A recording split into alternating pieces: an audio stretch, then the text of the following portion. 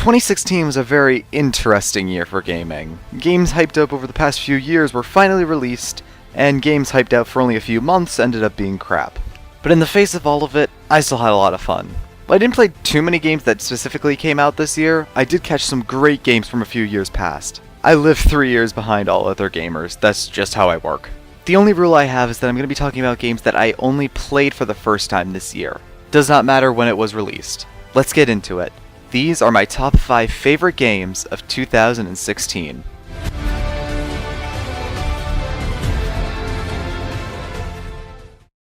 Act like you didn't see this one coming.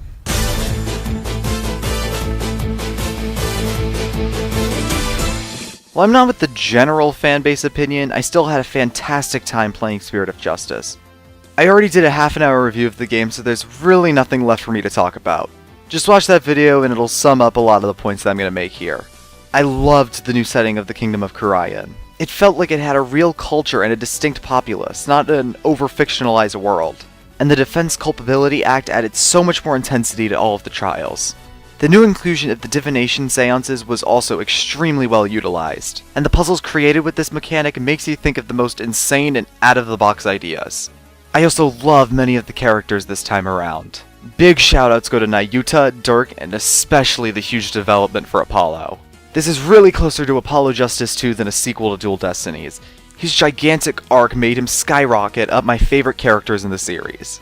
The only problem I have with Spirit of Justice is that its pacing is rather poor, and many of the characters are underutilized. Other than that, it is another smashing success for the Ace Attorney franchise.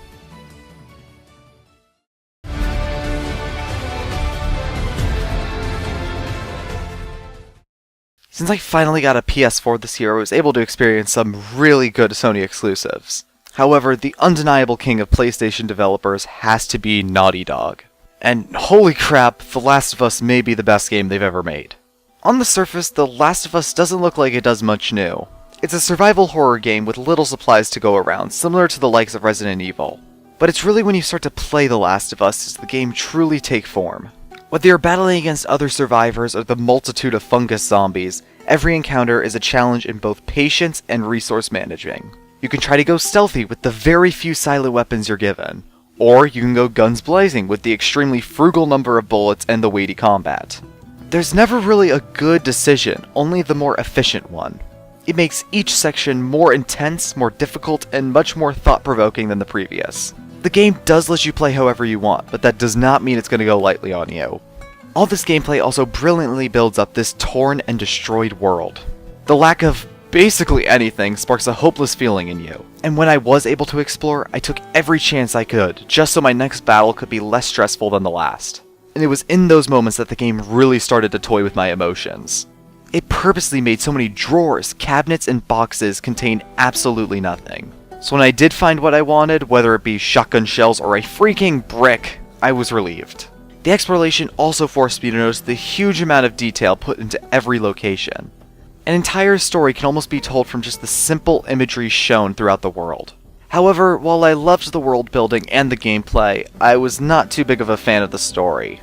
Yes, it's good at showing the bond between Ellie and Joel, and there are some moments that stand out in my mind because of the very dark themes, but I would not say it's one of the best stories that I've experienced in video games like many other critics. However, the phenomenally intense gameplay, the intricate world building, and the sense of truly being the last of humanity makes The Last of Us an experience I will not forget anytime soon. And yeah, I'll probably be one of those people who gets part 2.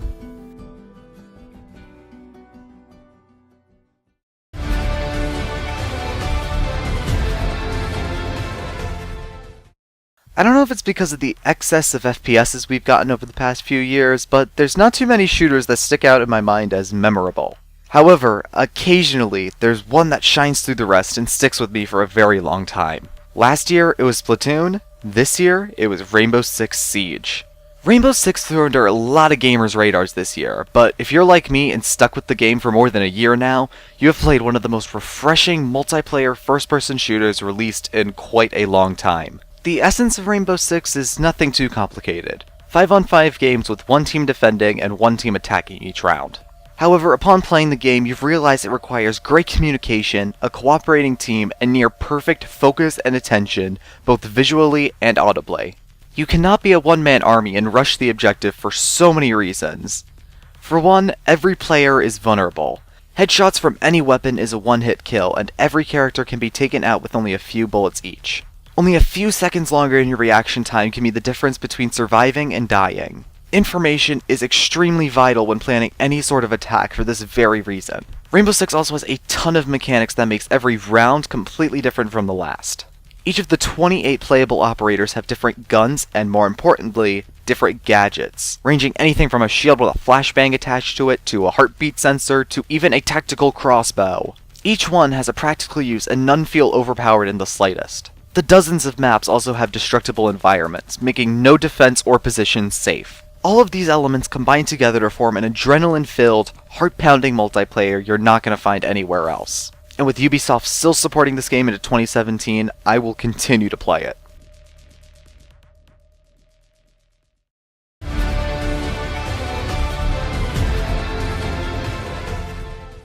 Once again, because of the surplus of multiplayer shooters, single-player FPSs usually go under the radar. Yet, I look at games like Doom and Titanfall 2 this year to remind me that there are still great campaigns for shooters that can exist. And by far, the one that impressed me the most this year was Bioshock Infinite. Man, was this game a surprise. First, for a shooter, this game has so many weapons and ways to attack that makes every shootout take its own form. The skyhook allows for fast movement and puts adrenaline into every battle. The vigors were also way more diverse and useful this time around, ranging anything from a magnet that can collect bullets and hurl back at people, or being able to pull or push enemies away from you. Elizabeth can also be extremely helpful by throwing you anything you're running low on. She can also open up tears that can change the battlefield to your advantage. And because you can only carry 2 guns around, all of these other alternatives are necessary to survive.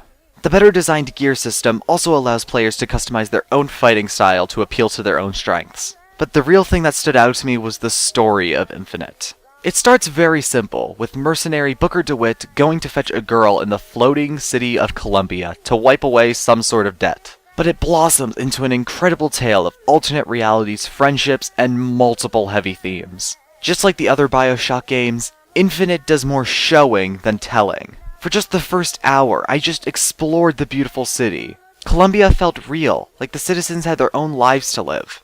And all of that lured me into a false sense of wonder before shocking me with the racism of the community and the extremists in the religion. And if Columbia felt that real, imagine what a huge surprise Elizabeth was to me. Her partnership with Booker transcended the story wall and moved into the gameplay. Her relationship with this world and with Booker is one of the most real and memorable arcs I've seen in quite a long time.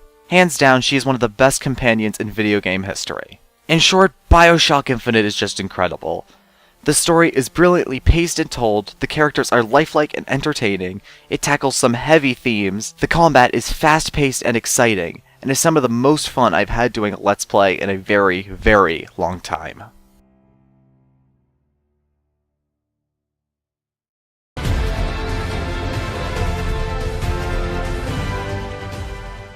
I don't think it's much of a secret that I'm a sucker for visual novels. Yeah, I played Ace Attorney and Professor Layton, but this year is when I finally started to dive into some of the more praised games, especially by Spike Chunsoft. The first series I played was Danganronpa, and I loved it with the exceptions to the endings of each game. The second series I played was Zero Escape.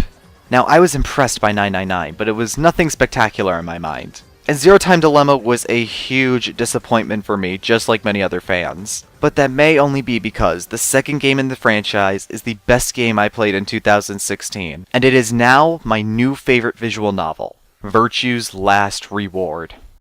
As a visual novel should be, the story is tremendous. Similar to Bioshock Infinite, it starts off pretty simple. 9 people are kidnapped and stuck inside a facility by the mysterious figure named Zero.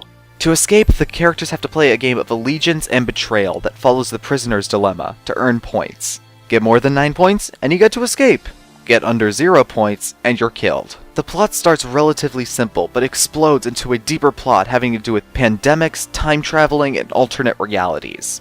I'll keep this summary as brief as possible because there's way too much for me to explain, and you really should experience it on your own. The plot twists are insanely surprising, but completely warranted and foreshadowed. Breadcrumb clues are hidden throughout the entire game, and they all come together to form a huge reveal that ties everything together. I will tell you one thing. One twist is hidden in plain sight for the entire game, but it is hidden until the last few minutes of the story. It is that well written. In by comparison to 999, the story is presented in a much more straightforward and interesting way. The flowchart system makes navigating the story so much easier, and you rarely have to rewatch any moments after the first few hours. The timeline also puts a larger emphasis on traversing alternate universes. Not only that, but your choices actually feel like they have an impact this time around. Instead of simply choosing what door you want to go through, you're deciding who you're going to go through that door with, and eventually whether you will ally or betray them. The style puts so much more importance on choice, and the player decides how they want to treat the characters. And that's another aspect that Virtue's Last Reward excels at. Character. Every single person has something hidden about them that makes them a huge mystery. The big special callouts are going to go to Tenmyoji, Fi, Luna, and Kei. Also, each character reacts extremely differently in different situations, allowing us both to see their heartwarming and psychotic side. And every character has their own ending that explains nearly everything about their backstories.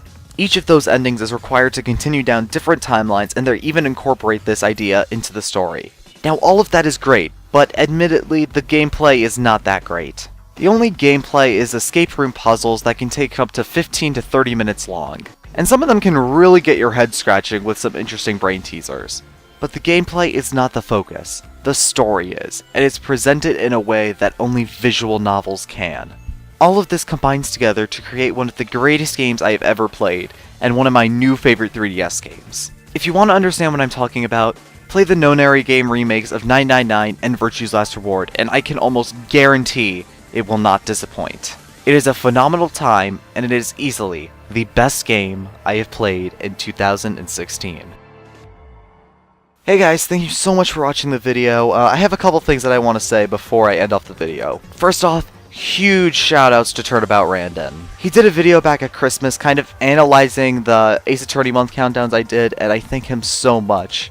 Randon, if you happen to be watching this video, thank you so much for spending all that time both watching and criticizing my videos. I took all of your criticisms into account while making this one. I hope we can be friends in the future, and I appreciate nearly everything you've done for this channel at this point. But that's about it. Thank you so much for watching, and I'll see you all next time. Bye.